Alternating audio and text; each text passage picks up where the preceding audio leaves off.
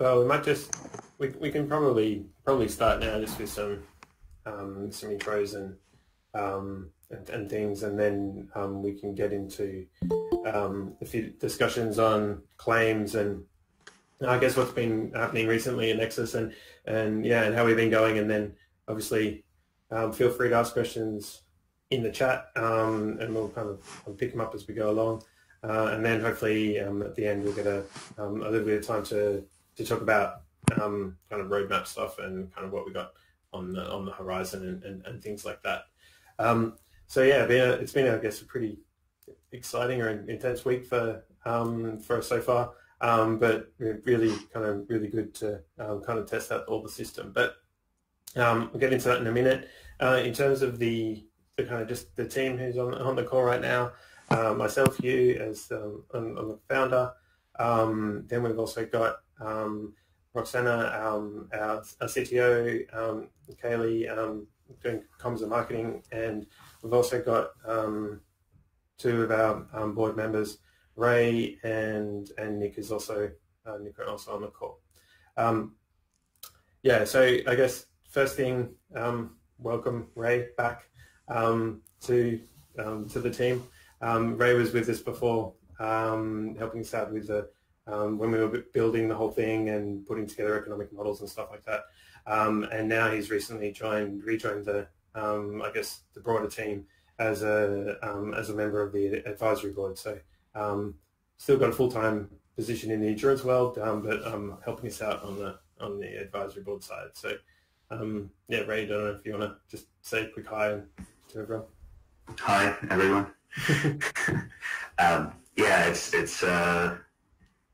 It's great to be back. As Hugh said, I was working full-time on Nexus back in sort of mid-2018 to early 2019 as we were building all this stuff, so I'm quite familiar with it. But I've been, even after I left, I've been stalking the Discord and the Twitter, and it's nice to be back to be involved in a bit more formal capacity again. I guess my role is pretty much to be a sounding board for the team, but also I think take some of the load off Hugh in Discord, and just kind of make sure that I can do the best I can for the system. And I've got a few ideas about improvements specifically around the investment module, so hopefully get the ball rolling on that soon. But I think we'll probably start with a community call, something like this. I think given the week that has happened, I think we should probably just get into the the fun stuff. So yeah, thank you, and hello. Cool. Ray's underselling himself a little bit there, but basically, it's really good to have someone else on board that can challenge my thinking and as well as others, especially on the more kind of actuarial technical stuff, as in like pricing and investment modules and risk management side of things as well, especially as we start growing and potentially offering new products and stuff in the future. That's going to be really helpful and quite critical. So that's kind of a quick intro. So I guess we'll kind of get straight into the events of the last week or so, with the bZx Fulcrum issues and attacks, or whatever you want to call them. So I'll just give a quick rundown of kind of what's happened, and then others are of course welcome to chime in and stuff. But I think in general what happened was on Friday, on Valentine's Day, I guess, a clever trade involving a flash loan, but a clever trade essentially did a few things, borrowed some money, pushed it around the place, ended up in Fulcrum, and essentially the attacker managed to extract some money from Fulcrum. Now, the first responses from the community and people were that this was basically an arbitrage type attack where they essentially forces the price on Uniswap and on-chain price oracles to be odd, and then use that to then extract money. And that in and of itself is not covered by Nexus Mutual smart contract cover. And pretty soon after that happened, one of our members actually submitted a claim, and based on the information we had at the time, the community was pretty active in Discord and kind of came together and pretty much decided that no, it didn't meet the terms and conditions, and therefore we wouldn't pay it, and it was declined. So that was claim number one, and then the individual whose claim that was seemed quite happy with the decision, and reasonable as well, which was good. And so that was kind of very helpful. But subsequent to that, the bZx team basically, well, I guess further there was also some discussion around, was the voting period too short, etc., because we didn't really have the full information. And so us as a team then also encouraged people to wait until more information was available before submitting any further claims, just so they get a fair assessment, I guess. So then what happened after the claim was denied?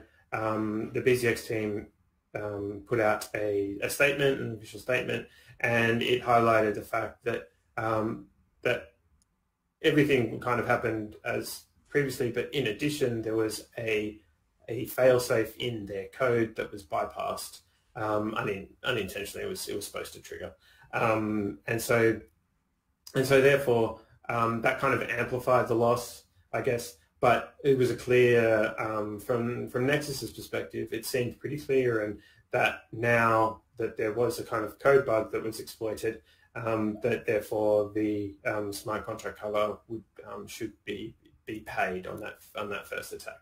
Now, kind of very soon after that, another attack or arbitrage trade, depends on your perspective as to what you call it, was made on bZx, and it seems reasonably clear that no further code bug was involved in that one. So that's kind of a bit of the history of kind of what happened. In terms of the claims, so stepping back, the claim one got denied because we basically didn't have all the information to hand at that point. Then two more claims got submitted. One was a repeat of the first claim. You can actually submit your claim up to 2 times. And both of those claims got paid. So they were paid out yesterday morning, claim number 2 and 3. And they were pretty much, it was pretty clear and a pretty clear decision by the members of the mutual that those were 2 valid claims. And so there was a 30,000 DAI claim and a 4 ETH claim were both paid. Then subsequent to that, another claim was submitted, claim number 4, and that was for 50,000 DAI. And that person took out cover on the 18th, so two days ago, basically between the first and second hacks. And so, and the members of the mutual have actually declined that claim as well. And so this basically, from my perspective, this is really quite a very good outcome for the mutual as a whole, because the claim system has been tested in various ways, but also the members of the mutual have come together and clearly kind of, in my opinion, kind of set the precedent in line with the smart contract cover wording as to where the lines are in terms of what's a hack or bug from our perspective, and what's not.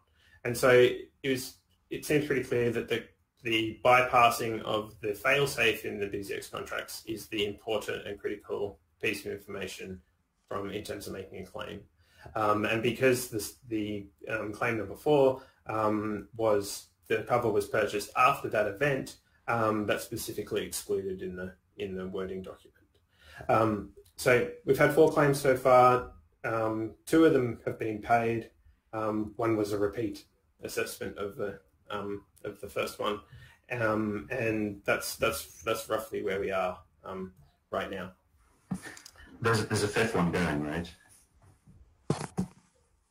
Oh, there's a fifth one going, is there? Cool. Very good. Trying to keep up on everything right now. Obviously, there's a bit going on. Yeah, so I think I'll just pause there for a moment. But if there's any particular questions, I'll just kind of read my notes as well to catch on. Yeah, I think one of the things we've definitely got feedback on is that the user interface and the UI could be improved on the claims, and yeah, we definitely take that into consideration. It doesn't necessarily show all the information clearly that you would like to see, including like running tallies of where the votes are and also exact details when a cover was bought and like cover IDs and stuff like that. So yeah, definitely need to work on that stuff, and we will. Is there an argument to be made for keeping the votes hidden? Just kind of yeah, there is a sideways benefit of UI being unclear. Yeah, it means only some people can see, so there's a question on that. But yeah,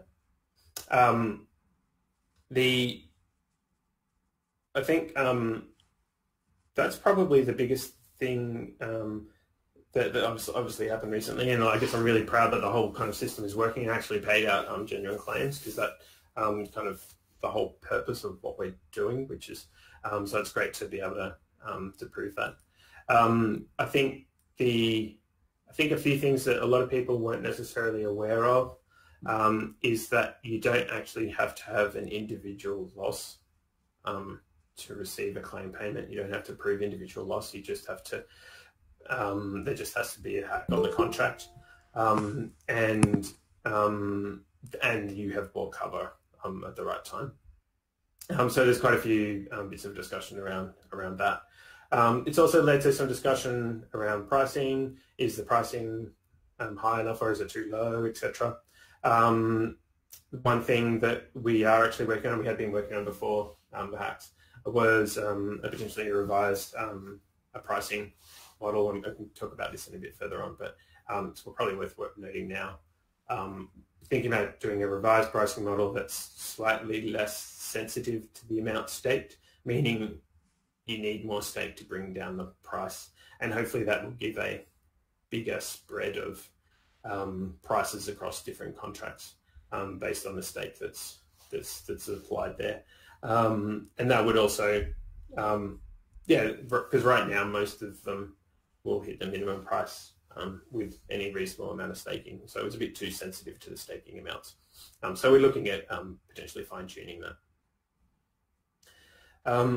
And I guess the overall outcome on that would be average prices on things average price over everything would probably go up slightly, but big ones like Compound and Maker and stuff where there's probably lots of staking would probably stay at minimum price.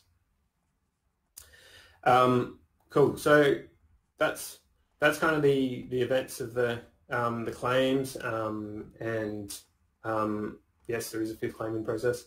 So yeah, get involved in the vote. I think it's just important, if you are getting involved in voting on the claims, just make sure you check the cover purchase date, because some of the covers on bZx have been purchased after the first hack, and that's specifically excluded. So just make sure that you have check that out. Just, I guess, a further note, we have, in line with our intentions when we first launched this thing, we have blocked further cover purchases on bZx now that we've paid a valid claim. So no one can buy cover anymore. There is an argument that we should keep that open because there could be a further hack. But right now, I think it's prudent for just in general for the whole mutual to actually probably block that until there's a bit more clear direction from the bZx team as to exactly what they're doing, etc. So yeah, I think that's worthy of further discussion, and I encourage people to put their views forward on that one. I don't think it's necessarily a clear-cut decision one way or another, but we thought it was prudent, and it was kind of in line with what we intended to do, to block the quotes on bZx after the subpoena hack, or a confirmed payout, I guess, from our perspective. Yeah, so okay, please ask questions in the chat or whatever if you have them. Just going through the notes again.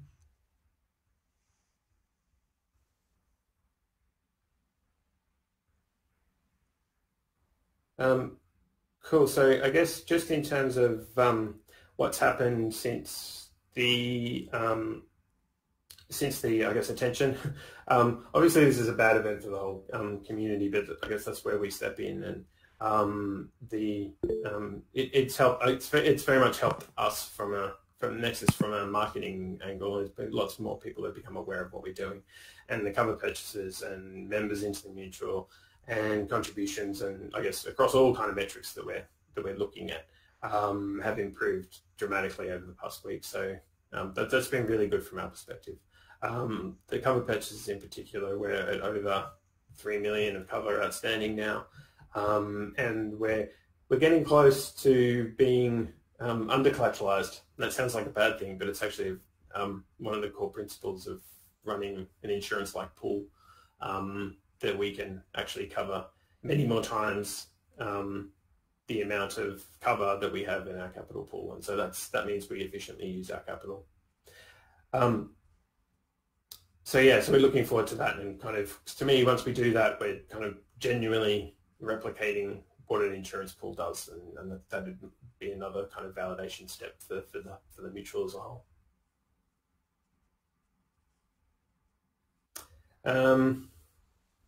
Take it out. We can talk about Take It Down. Ray, do you want to talk about Take It Down? Yeah, Take It Down is an interesting. I don't know if people have seen this, but Amin Soleimani, so the Spank Chain / Mohawk guy, has explicitly started a thing where he's trying to collect enough MKR between people to attack MakerDAO and drain all the funds from the contract and distribute it among the members of TakerDAO. So that's an interesting use case it's an interesting case study for what we would do at that point in time.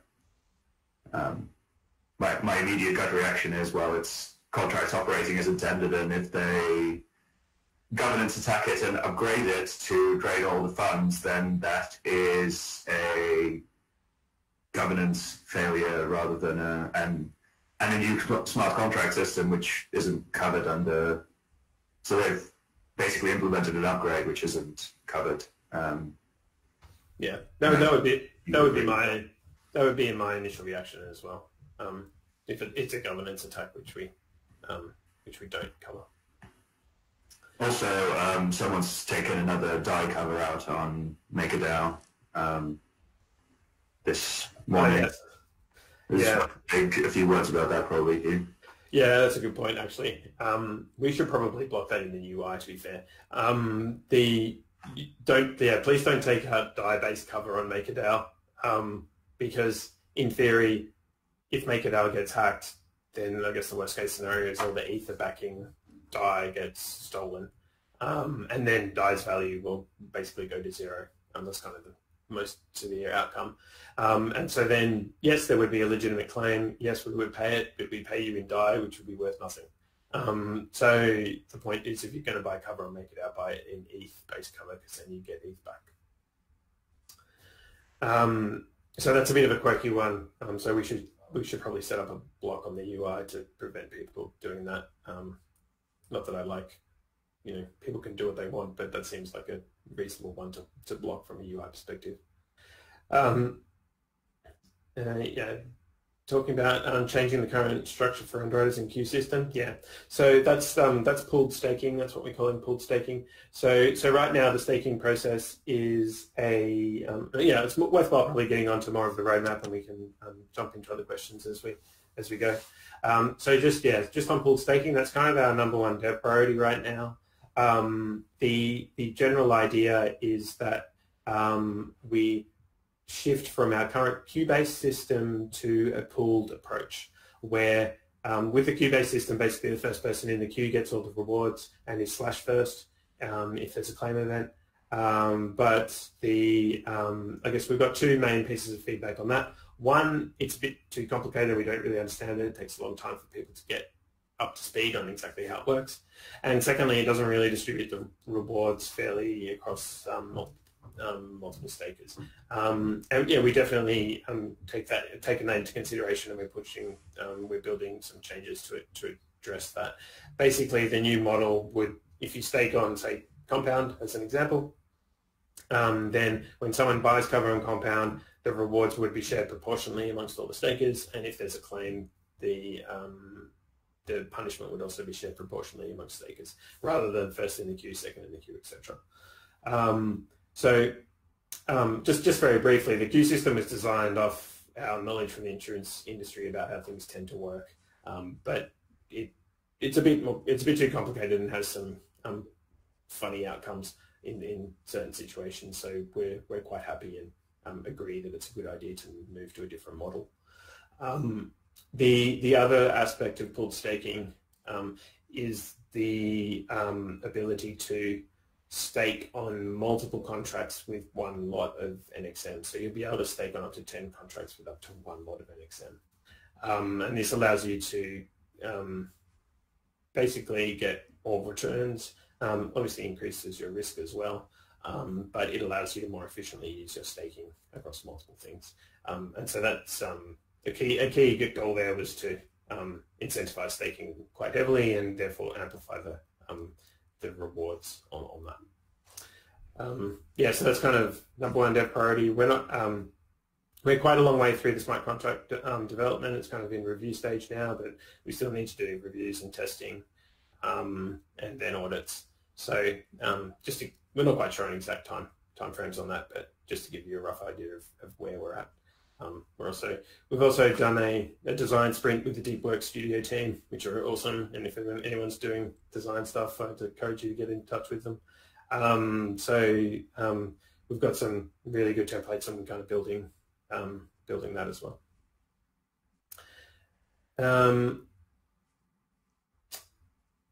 Yes, so sorry, just moving on to other roadmap stuff. So I think really kind of high level roadmap, and then I'll get into the first kind of specific items that we're looking at. So high level roadmap, what our intention here is to basically iterate on the system mechanics and improve and tweak a few things, but also make some enhancements over the next 3 to 6 months that set us up really well to be able to offer new products and into new markets. So basically, prove the system and iterate on it, and then start expanding.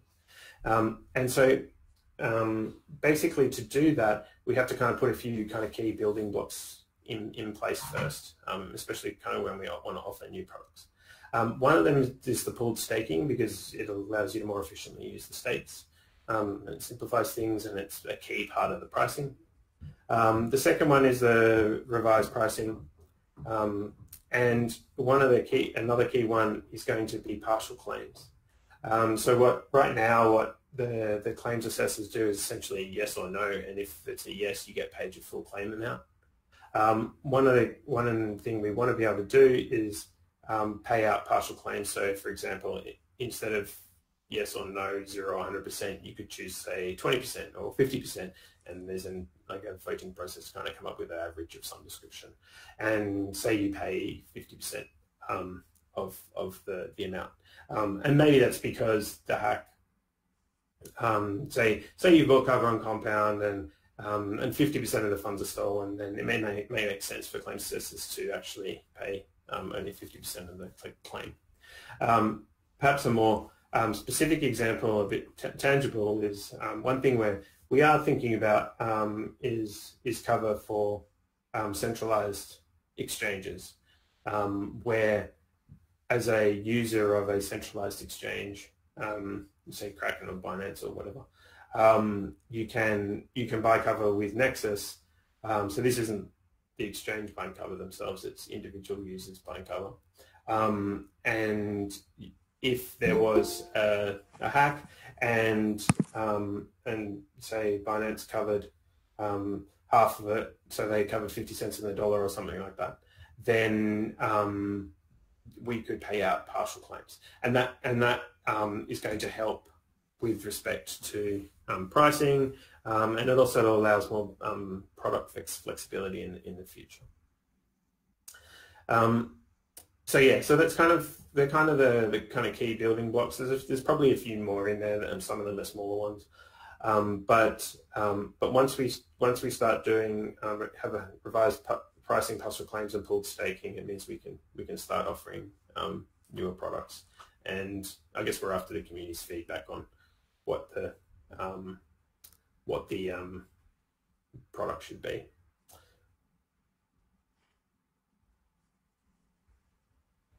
Ray, thought on how to achieve partial payouts in the context of voting. Yeah, look, this does complicate the claims assessment process. I agree with that.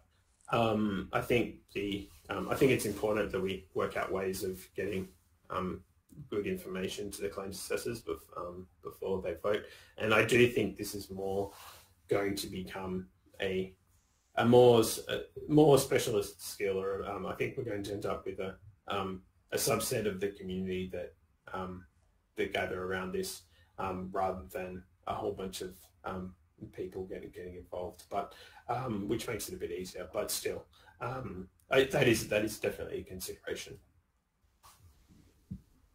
Yeah, I guess just practically, it seems quite tough to get people to, because I mean, the trigger has to be the person actually submitting the claim, right? I don't know. You could do some kind of thing where a claim gets approved, and then everyone, when they vote on the claim, sets some kind of level of payout, and then the average would, yeah, something like that. But it doesn't sound easy to me. I think a lot of thought will have to go into that. Yeah, I agree with that. But yeah, I mean, in general, it'd be when you vote for it, you vote with a weight as well. Sorry, a allocation, and then there's an averaging calculation somehow. Yeah, no, definitely something we need to think about in a bit more detail.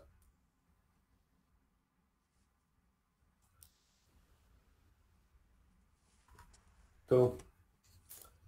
Well, that's kind of the main things I had to go through.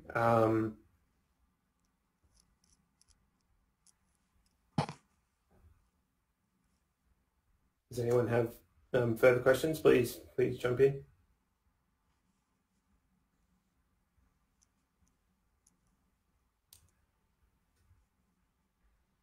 Anton, do you mean the call? We started it on time. Sorry, maybe there's some confusion. We were starting at 9 a.m. GMT.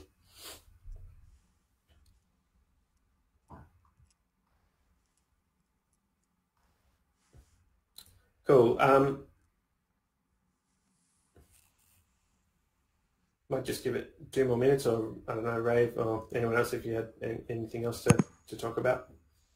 Ray, maybe you wanted to give a little bit of an intro into your thought process on investment module. I'm not sure. Yeah, absolutely. So investments, I think this is something that we banged on about during the development and kind of creation of the platform, in terms of most insurance companies across the world pretty much all of them will have a the funds that they hold will be invested to generate a return. And it seems you're basically leaving money on the table if you're not doing that. At the time that we were doing it, there weren't nearly the same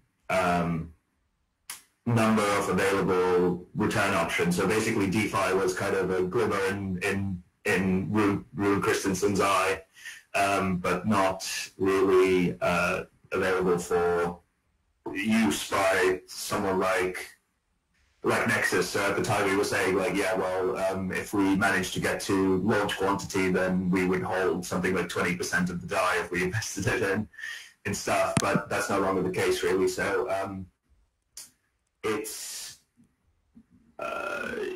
one of those things. So it's quite tough for us to do without accumulating more risk.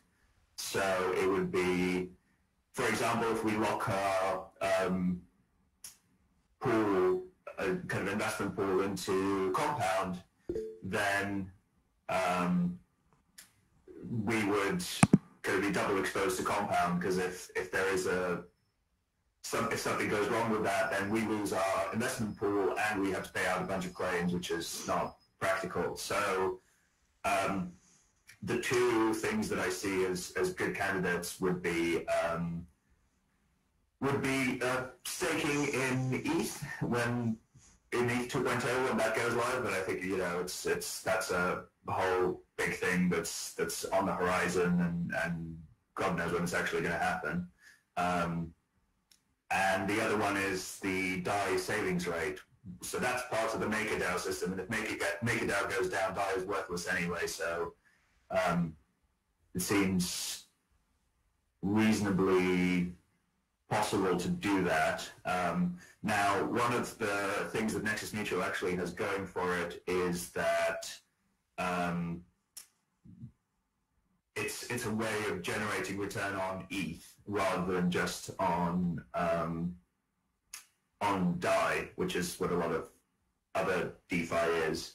So we shouldn't give that up lightly and convert too much of our funds into DAI for the purposes of kind of earning a percentage return.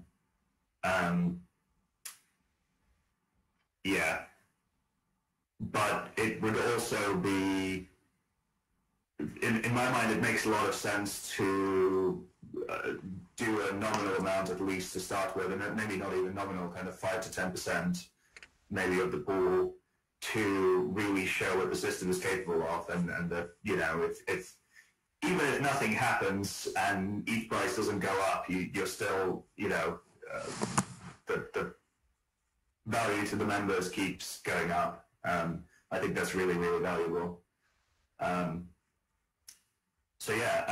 It's the current system, I think, only allows for investment in ERC20s. So there would be something like Chai that we could use for that, but Chai is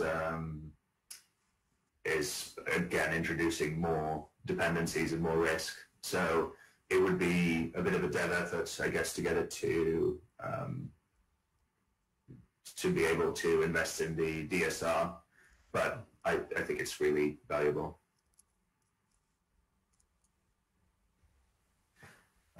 In terms of there needs to be a community discussion on, first of all, how much we allocate and to what, and there's also the issue of we need to match. Basically, we still need to be able to pay claims. So there's a whole field of insurance called asset liability management, which is something that we have to seriously think about and make sure that our investments are not preventing us from paying out claims. And the idea is that we optimize for maximum return minus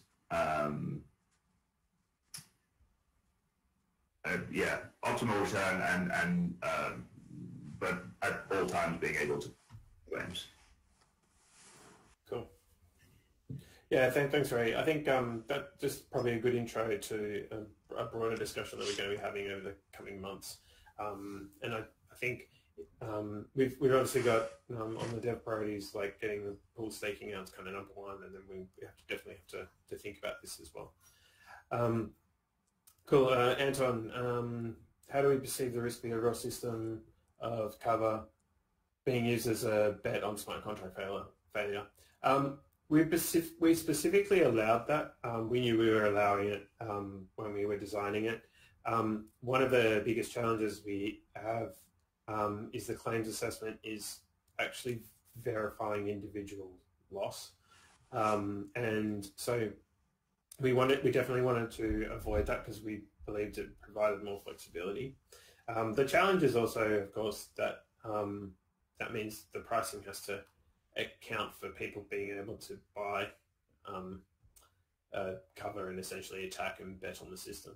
I'd just like to point out that this exists in the real world, not for smart contract failure, but it exists in the real world for multiple things like credit default swaps, and more scarily, the secondary market for life insurance policies, which is actually quite scary. But anyway, it does operate in the real world, things like this. So I think we need to build a system that's robust enough to handle this, and if that's in the pricing mechanisms and the staking mechanisms, but it's definitely something that the stakers need to be aware of when they're staking.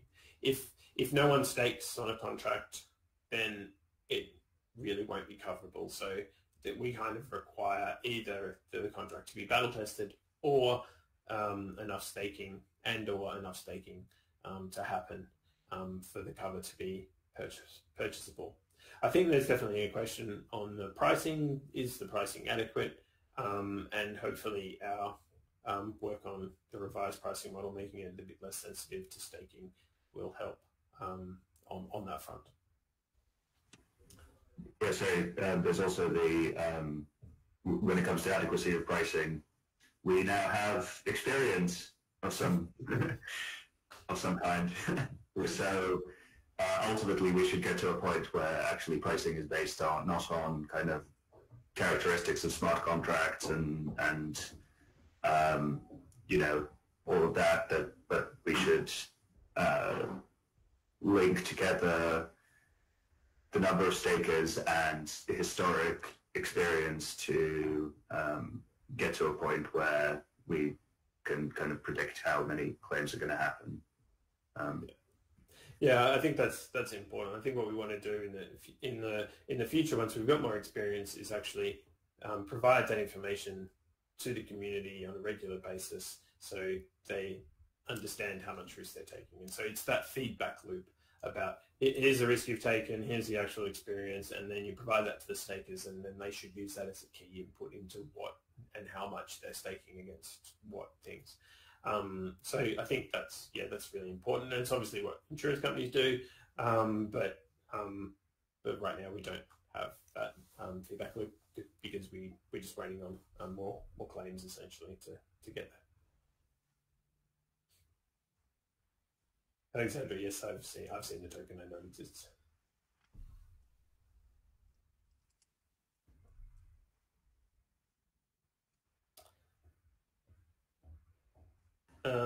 Dimitri,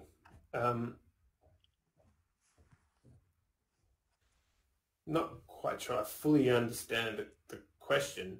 I think it's just there's a different risk return profile for various things.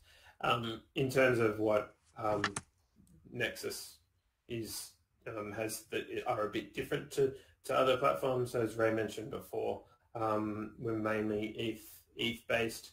The second thing is that we are specifically, as I kind of mentioned before, I'm not sure if you were on the call at that point, but we are specifically designing a system to be under collateralized. And it might be worthwhile briefly talking about mentioning Open at this point, which is built on the convexity protocol. So this is a derivatives-based approach to covering risk in Compound and potentially other platforms in the future that's been released recently. So, so my view on that is, and I actually wrote an article on it a few months back, but I think they're very complementary protocols, and I'll try and be as straight down the line as this as possible. Obviously, they're kind of a quasi-competitor. So I guess my view here is that derivatives and insurance in the regular financial world are definitely complementary products. They best at serving different markets, but there is obviously some overlap in various points. The difference between derivatives and insurance pools are, the primary difference is the capital. So for Open, for example, they have to over-collateralize, so I think their collateralized settings are 160%. So basically they have to have 1.6 ETH to cover one DAI, 1.6 DAI worth of ETH to cover one DAI of option. And so whereas an insurance pool, we can cover a lot more risk than we have capital, basically because we diversify across different positions, whereas the derivative has to have the amount of money and be able to pay out all the claims at once. So that means that's two things. For extreme risk, so risk where it's unlikely to happen but the payout's large, it means that the insurance pool approach is likely to be a lot more efficient, because say there's a 1% chance of failure. That means in the Open example, then the maximum you can earn is like taking the other side of the bet is less than 1%. It's like 0.6% or something, 1 on 1.6. And so that severely limits the amount of capital that would be willing to take that other side of the bet, or the price has to go higher. With an insurance pool approach, you don't have that restriction. You can because you can essentially amplify up and use your capital multiple times. So that's kind of the benefit. The benefit of the derivatives and the hedging approach is when you have at-the-money type risks. So like the options which will pay out smaller amounts but closer to at-the-money, and they'll pay out more. And insurance is not good at dealing with that, but the option approach is really cool. The one thing that I really do like about Open is obviously the fact that there's no client claims assessment process. You can just sell your token. The caveat is obviously that you need enough liquidity on the particular pair to be able to do that. And so Open are likely to, because they need full collateralization and deep liquid markets to be able to make their product work, they're likely to target the big systems first and just look at probably a few of the systems and roll out as they can develop two-sided markets on each product. Nexus is more likely to, we have limits on the amount of cover that we can offer on any particular system, but we can cover any system because we have this pooled approach. So to me, they're very complementary, and they're a bit different. For the same type of risk, the insurance pool approach should be cheaper, but Open does cover more risk than Nexus does. So yeah, so that's hopefully a straight down the line view of the different approaches, but I think it's important to discuss it.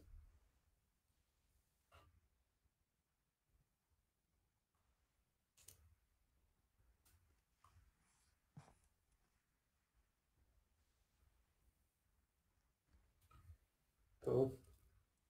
Just wait. Might make 1 or 2 minutes if there's any further questions coming through. But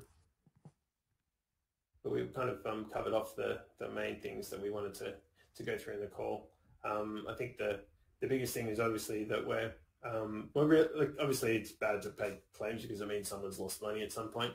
But from our perspective, it's this is a key part of the system that we needed to prove worked, and it gives confidence to for future users that genuine claims will be paid. So really happy about that, and that's a kind of really exciting week for all of us at Nexus. I think it was fantastic to see how many new covers are pouring in as a result of laying out the claim. I think, as you said, even though the pool took a bit of a hit,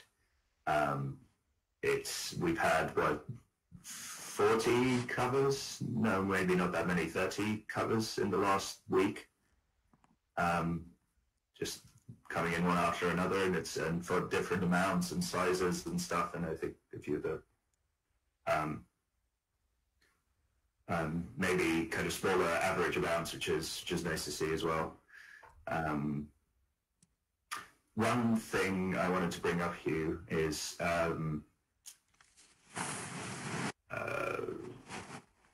claims front running. It's an interesting topic that was discussed on Discord and experienced some price slippage as a result of claims being paid out, and then it might make sense to kind of front run and sell off beforehand, anticipating the small amount of NXM price slippage. What are your thoughts on that?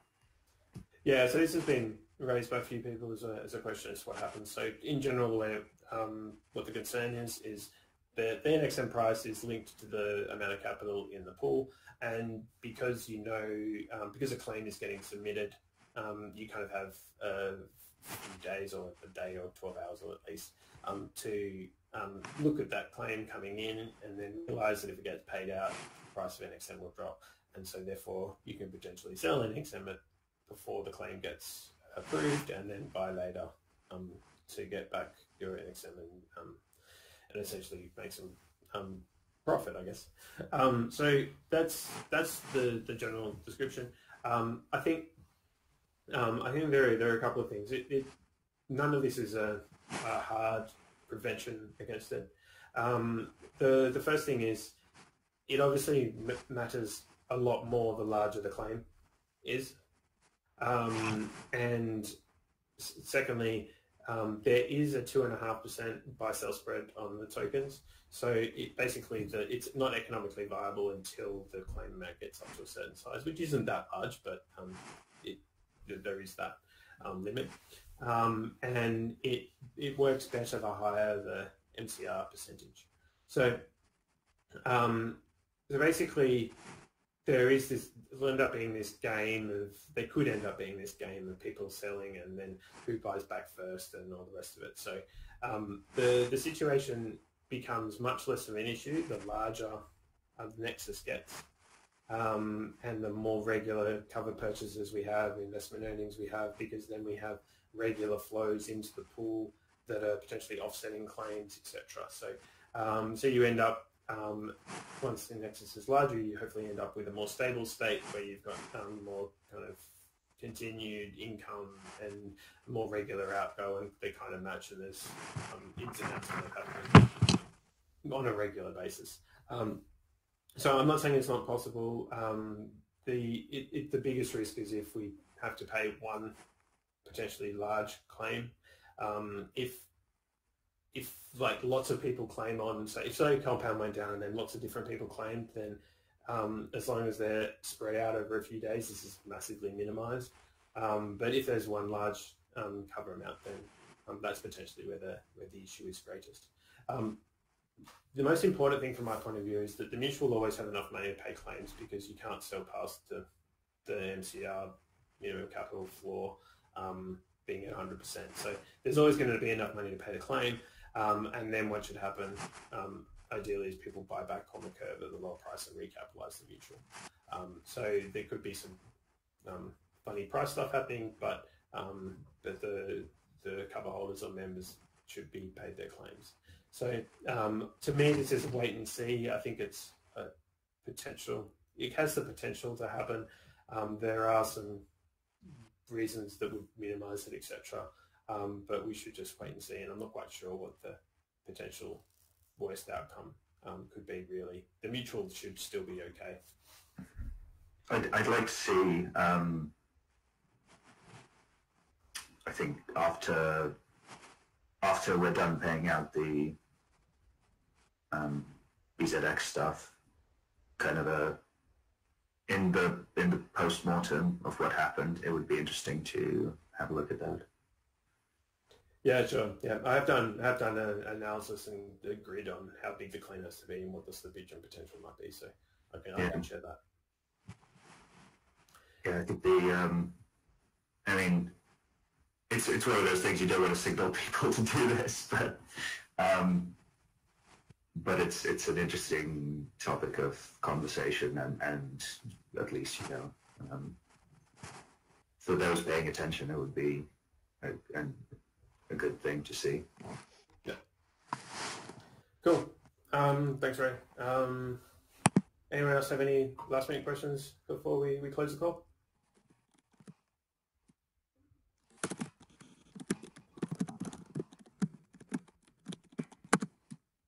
Cool. Well, doesn't seem like it. We tried to shift this call to so that a whole bunch of new members from Australia could join.